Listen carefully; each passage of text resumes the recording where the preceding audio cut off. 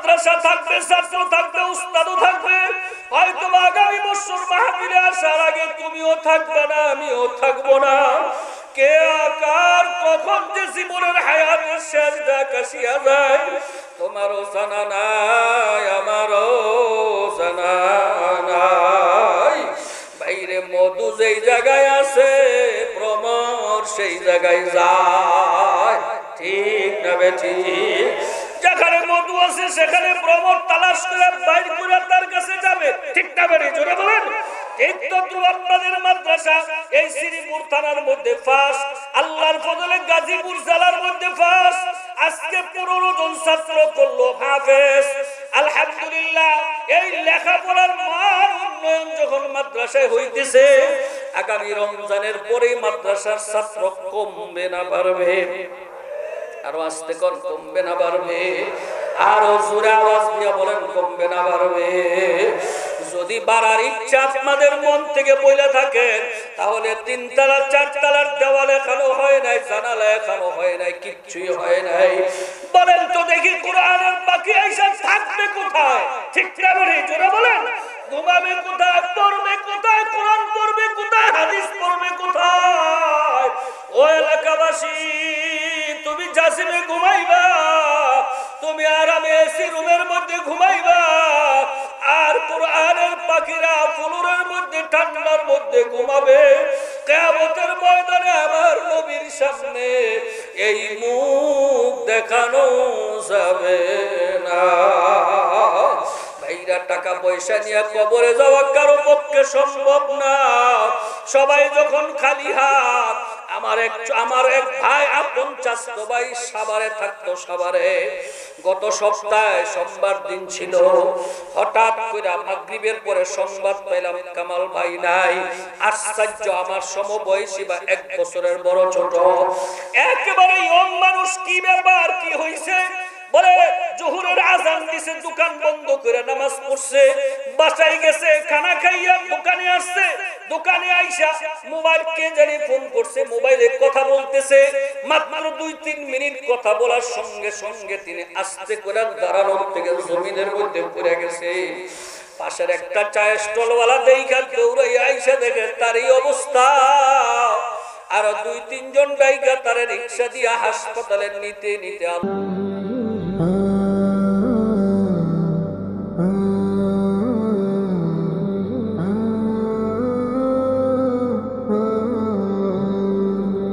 আপনারা স্বইচ্ছে করবেন। 10টা বয়ান তো বছরে শোনেন, তাহলে 10 বছরে কয়টা হয়? কথা বলে না, কয়টা হয়? 100। তাহলে একটা বয়ান থেকে যদি একটা আমল নিতেন, যেমন মেসওয়াক একটা আমল, একটা মাহফিল থেকে নিলেন। মাথায় টুপি পরা একটা মাহফিল থেকে নিলেন। দস্তরখানা বিছায় খানা খাওয়া একটা মাহফিল থেকে নিলেন। তাহলে 10 বছরে 100 মাহফিলে কয়টা আমল হইতো? কথা বলে না, কয়টা আমল হইতো? আপনি আপনার জীবনে দেখেন তো 100 আমল ফিট হয়েছে কিনা? কারণ কি? কারণ হইল মাহফিলে বসছেন ঠিক আছে, কিন্তু মন তো বাহিরে। এটা আমার দলের বক্তা না, এটা আমার গ্রুপের না, এটা এই গ্রুপের না, ওটা ওই গ্রুপের না। 60,000 নেক্সট শুরুতে শয়তানে আমার মতো মৌলবীরে ধোঁকা দেয়। আমনগর মতো দাড়ি কাটতে বলা করে না, গাঞ্জা বলা করে না। আমার মতন এমন টুপি মাথায় দেওয়া, মুখে দাড়ি রাখা, মঞ্চে বয়ান করা, মাদ্রাসার মুহতামিম, শাইখুল হাদিস, মুহাদ্দিস, মুফতি, এই রকম যারা আমরা আছি তালিবুল ইলম সহ, আমাদেরকে 60,000 শয়তান নেক্সট শুরুতে ধোঁকা দেয়।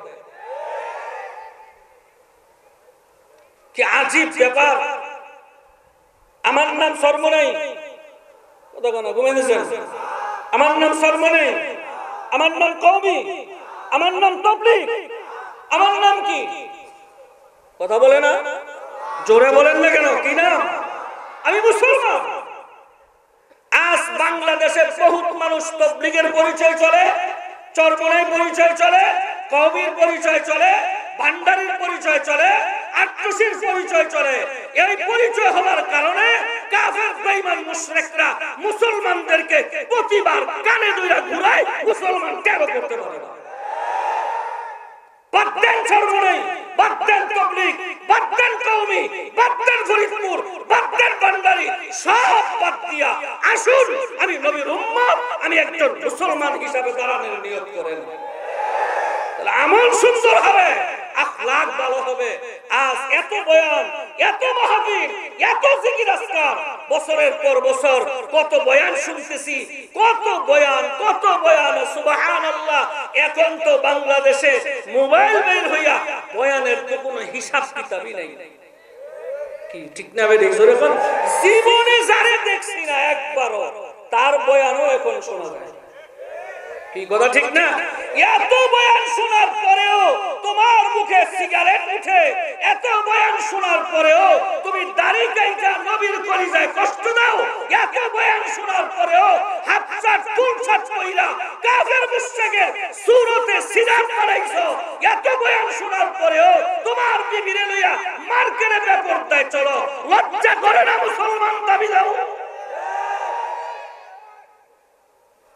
আল্লাহ আমাদেরকে বুঝবার তৌফিক দান করেন, আমিন বলেন। আরো জোরে বলেন আমিন। এজন্য যারা মাহফিলে বসছি, দিলটারে এই জায়গায় হাজির করেন, শরীরটারেও এই জায়গায় হাজির করেন। বাড়ির চিন্তা, বন্ধুর চিন্তা, মোবাইলের সংযোগ, পৃথিবীর সব চিন্তা মাথার থেকে বাদ দিয়া অল্প সময়ের জন্য কোরআনের মজলিসে বসেন। হয়তোবা এই অল্প সময় বসার কারণে আপনার আমার জিন্দেগির পরিবর্তন করে দেওয়ার ক্ষমতা আমার আল্লাহর কাছে আছে না নাই? জোরে বলেন।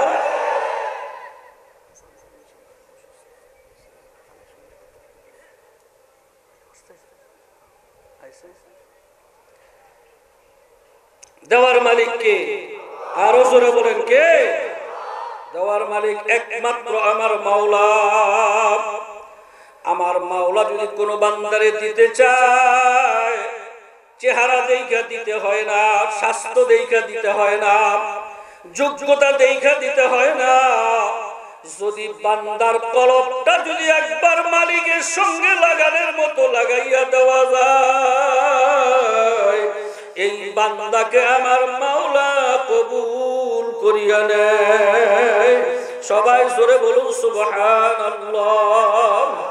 বাইরা সংক্ষিপ্ত কথা, লম্বা বলার সুযোগ নাই। আমি আপনাদেরকে দেখতেছি, আপনারা আমাকে দেখতেছেন, একে অপরকে দেখা দেখি হচ্ছে, কিন্তু আমার মনের মধ্যে কি কল্পনা জল্পনা আছে আমার পাশে হযরত জানেনি। হুজুরের অন্তরে কি কল্পনা জল্পনা আছে আমি জানিনি। আপনাদের কার অন্তরে কি কল্পনা জল্পনা আছে আপনার পাশের লোকে জানেনি। বলেন তো, আপনার আমার সকলের দিলের খবর জানে কে?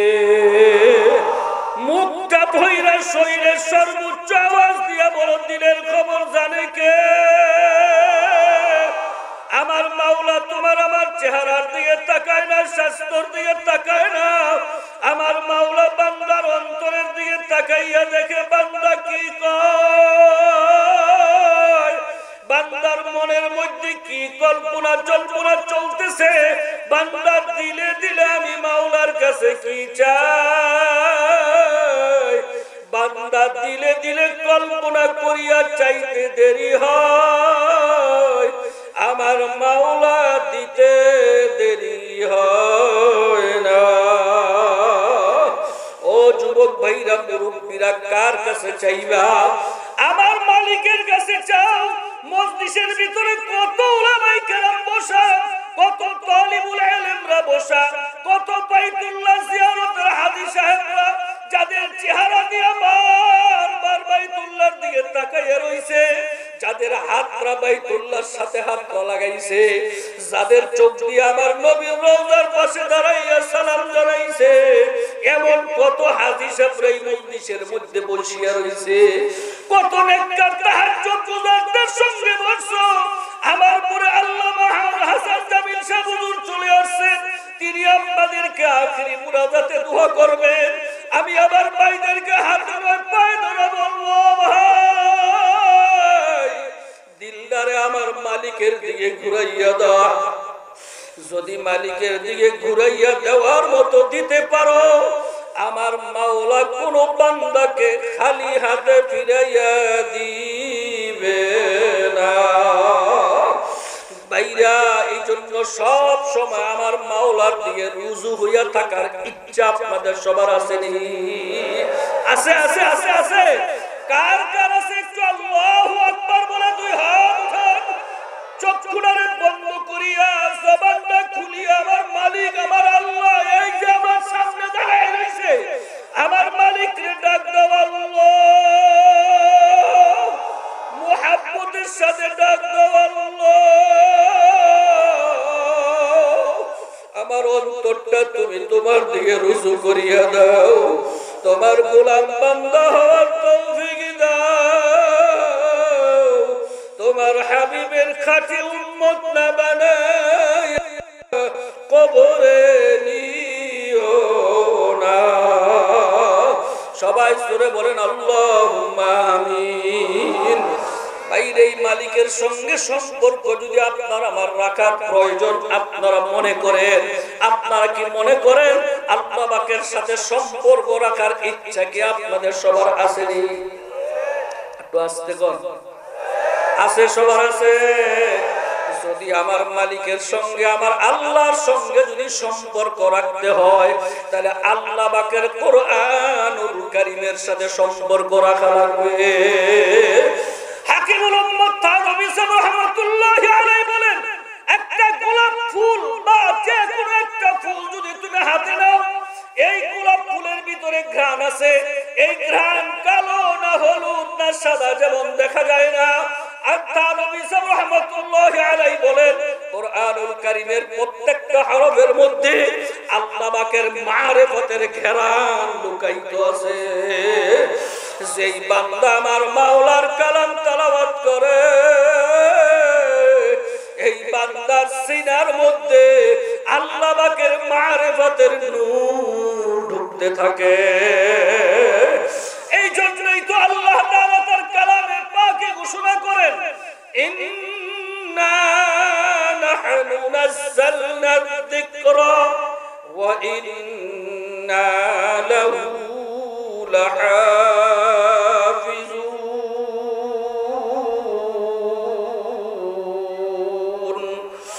আল্লাহ তাআলা বলে, বান্দা, কোরআনুল কারীম নাযিল করছি আমি আল্লাহ, আর এই কোরআনুল কারীমকে কিয়ামত পর্যন্ত হেফাজত করব আমি আল্লাহ।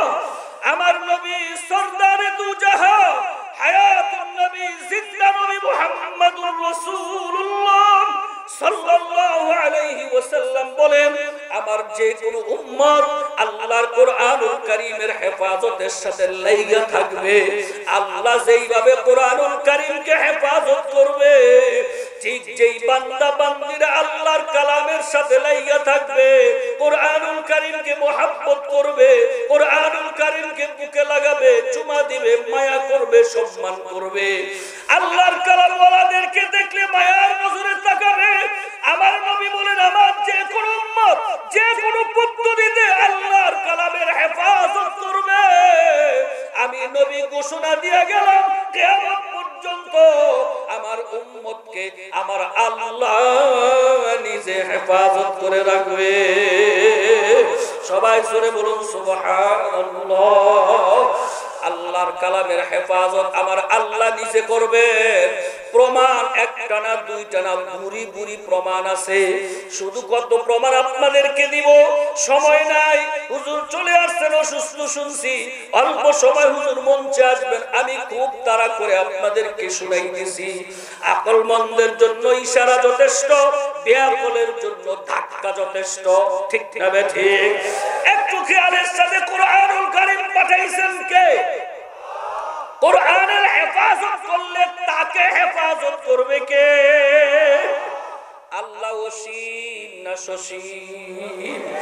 আমার মাওলা যেমন অসীম, আল্লাহ পাকের হেফাজতের আওতায় যদি কোনো বান্দা পড়িয়া যায়, এই বান্দাকে দুনিয়ার কেউ কোনো কিছু করতে পারবে না। কারণ তাকে হেফাজত করবেন কে? এ ভাই গো, আমি প্রায় সময় বলি, আজ তো আপনাদেরকে শোনাইয়া দিয়া যাই। ভাই গো, 10 জন সেনাবাহিনী অথবা 10 জন পুলিশ 10টা বন্দুক লইয়া যদি আপনার মাথার চারদিকে একটা একটা একটা করে যদি এইভাবে ট্যাক লাগাইয়া দাঁড়াইয়া থাকে, আর যেই যায় টিপ দিলে গুলি বের হবে তার মধ্যে ধরে রাখছে, শুধু হুকুম দিবে 10টা বন্দুক থেকে 10টা গুলি বের হইয়া যাবে, এমন একটা পরিস্থিতির মধ্যে আপনি পড়িয়া গেছেন। আমার আল্লাহ যদি কোনো বান্দার হেফাজত করতে চায়, বাঁচাইতে চায়, 10টা বন্দুকের নালের মাথা থেকেও বাঁচানোর ক্ষমতা আমার আল্লাহর কাছে আছে না নাই? এই জন্য আল্লাহ পাকের সাথে সম্পর্ক লাগাও, আল্লাহর কোরআনের সাথে সম্পর্ক লাগাও। দুনিয়ার কষ্ট কোনো কষ্টই না, দুনিয়ার বিপদ কোনো বিপদই না। তাই গো, তোমার আমার সামনে অনেক বড় বিপদের সময়, মৌতের সময় যে কত বিপদ, কবরের মধ্যে যে কত বিপদ, হাসরের মধ্যে যে কত বিপদ, ফুলসেরাজের কত বিপদ। এমন বিপদের সময় সামনে আপনার আমার রয়ে গেছে, যেই বিপদের সময় ছেলে মাকে চিনবে না, বাবা সন্তানকে চিনবে না, বন্ধু বন্ধুকে চিনবে না, দলের না তারা কর্মচারীদেরকে চিনবে না, দোকানদার কাস্টমারকে চিনবে না। এমন কঠিন বিপদ, বলো রে ভাই, তোমার আমার কাছে আসবে না আসবে না?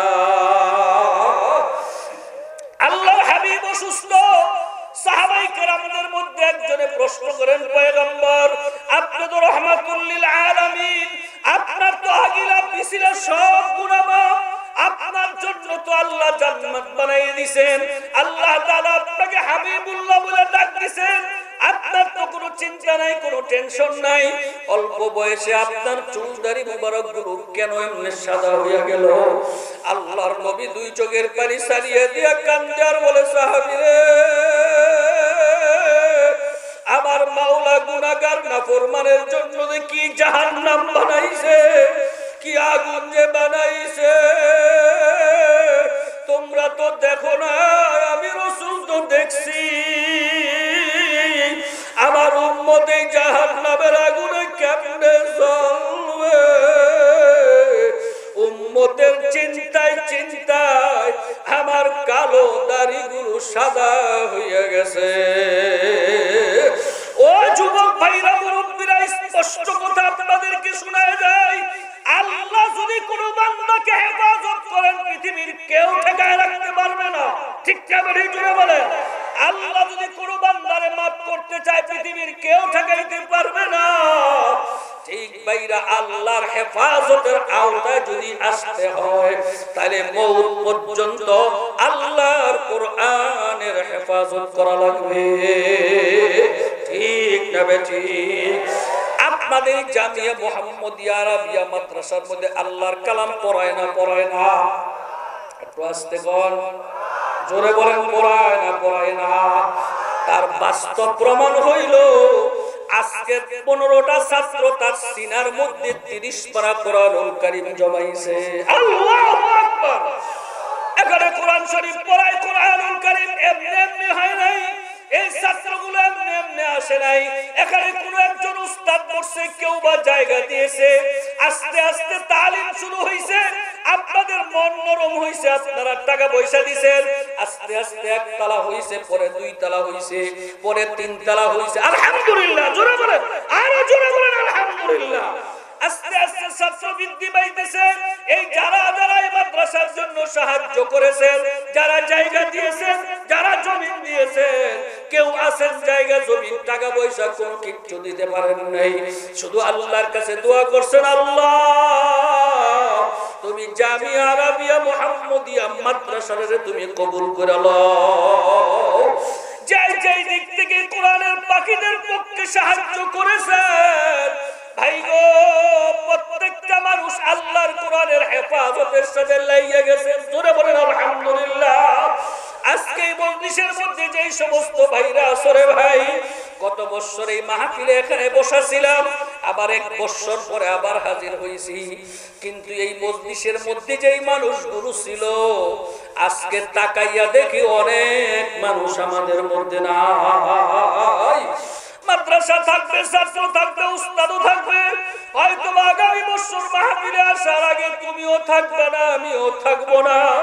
কে আকার কখন যে জীবনের হায়াতের শেষ কাশিয়া যায় তোমারও জানা নাই, আমারও জানা নাই।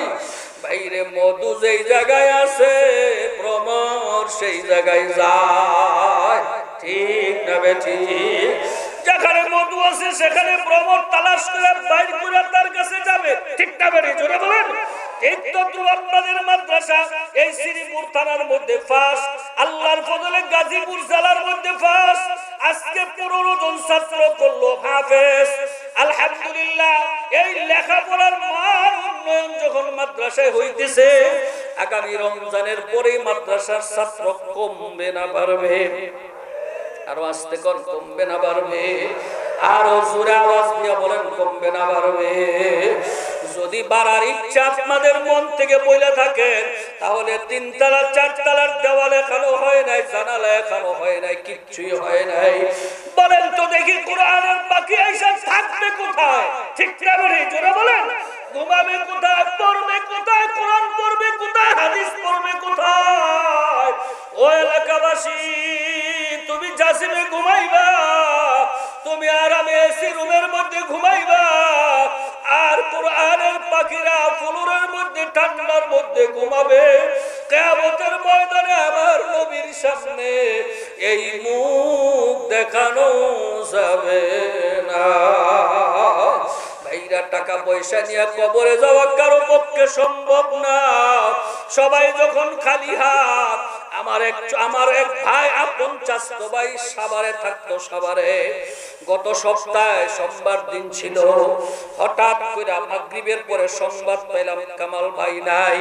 আশ্চর্য, আমার সমবয়সী বা 1 বছরের বড় ছোট, একেবারে ইয়ং মানুষ। কি ব্যাপার, কি হইছে? বলে জোহরের আজান দিছে, দোকান বন্ধ করে নামাজ পড়ছে, বাসায় গেছে, খানা খাইয়া দোকানে আসছে। দোকানে আইসা মোবাইল কে জানি ফোন করছে, মোবাইলে কথা বলতেছে। মাত্র 2-3 মিনিট কথা বলার সঙ্গে সঙ্গে তিনি আস্তে করে দাঁড়ানোর থেকে জমিনের মধ্যে পড়ে গেছে। পাশের একটা চায়ের স্টলওয়ালা দেখা দৌড়াই আইসা দেখে তার এই অবস্থা। আর 2-3 জন ডাইকা তারে রিকশা দিয়া হাসপাতালে নিতে নিতে আল্লাহর বান্দা শেষ।